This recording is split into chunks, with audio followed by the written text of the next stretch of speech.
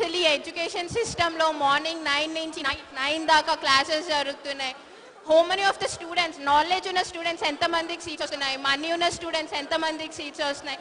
నిజంగా నాలెడ్జ్ ఉన్న స్టూడెంట్స్కి అసలు ఇప్పుడు సీట్సే రావట్లేదు బికాస్ ఆఫ్ రిజర్వేషన్స్. దీని గురించి మీరు ఏమని చెప్పగలుగుతారు? I can tell that education system is being cooperative. Money ఉన్న వాళ్ళు మాత్రమే చదవగలుగుతున్నారు. నిజంగా టాలెంట్ ఉన్న వాళ్ళు, వర్త్ ఉన్న వాళ్ళు చదవలేకపోతున్నారు. దీని మీద మీరు ఏం చెప్తారు? అండ్ మీరు నెల్లూరు నుంచే వచ్చారు కదా, మీరు మా సీనియర్, మాకు మీరు ఇన్స్పిరేషన్, మాకు మీరు ఇచ్చే సజెషన్స్ తెలుసుకోవచ్చా? నమస్తే సార్. నమస్తే సార్. నేను నారాయణ కాలేజ్ ఉంది కదా, junior college, Narayana junior college inter second year చదువుతున్నాను sir. Narayana junior college inter second year చదువుతున్నాను సార్. నేను స్కాలర్షిప్స్ ఎందుకు సార్? నేను అడిగే ఆన్సర్, మీ క్వశ్చన్ ఆన్సర్ చెప్పండి.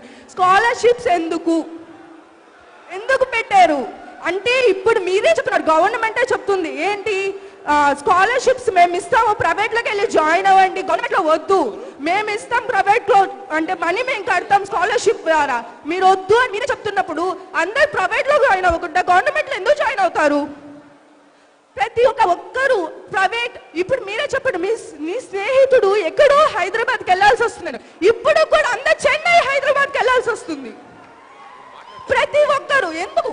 ఇక్కడ అంటే మీరు విఆర్సీ చదివారు కదా, ఇక్కడ ఎందుకు అలా ఉంది? ఇక్కడ అక్కడ ఎందుకు ఉంది? ఆ డబ్బులు ఎన్నో కోట్లు, ఒక సంవత్సరానికి ఎన్నో కోట్లు పెడుతున్నారు కదా స్కాలర్షిప్ వల్ల. ఆ కోట్లు గవర్నమెంట్ స్కూల్స్ అండ్ కాలేజెస్కి పెడితే ఎంత ప్రాఫిట్ వస్తుంది. ఇప్పుడు మాది కోవూరు సార్, కోవూరులో ఒక చిన్న స్కూల్ ఉంది, వాన పడితే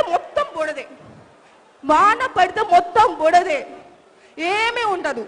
అలాగే అసలు గోడలు కదిలిస్తే పడిపోతాయి. కానీ ఆ స్కూల్ పక్కనే పంచాయతీ ఆఫీస్. ఏం చేస్తున్నారు సార్?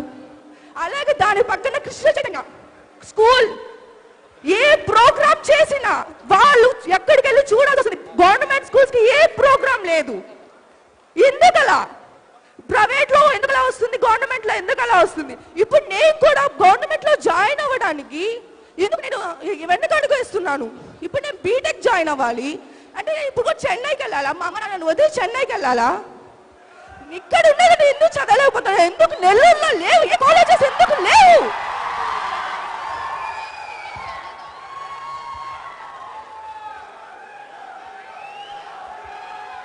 నమస్తే సార్.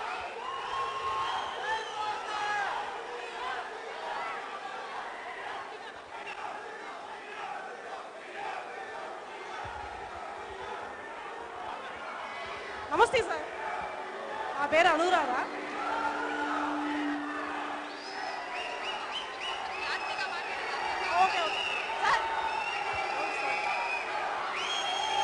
సార్ నాది డబుల్ డిగ్రీ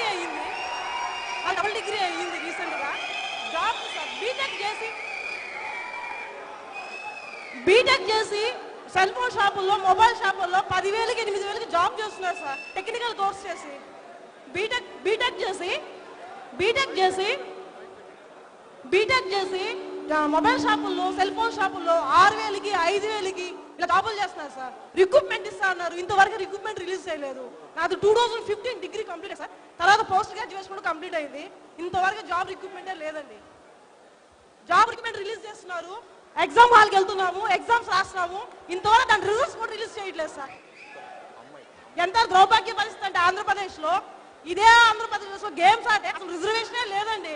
తమిళనాడులో గేమ్స్ ఆడిన వాళ్ళకి ఫ్రీ ఎడ్యుకేషన్, ఆంధ్రప్రదేశ్ అసలు ఫ్రీ ఎడ్యుకేషన్ కాదు కదా, కనీసం ఎంట్రన్స్ టెస్ట్లు కూడా ఇవ్వట్లేదు సార్.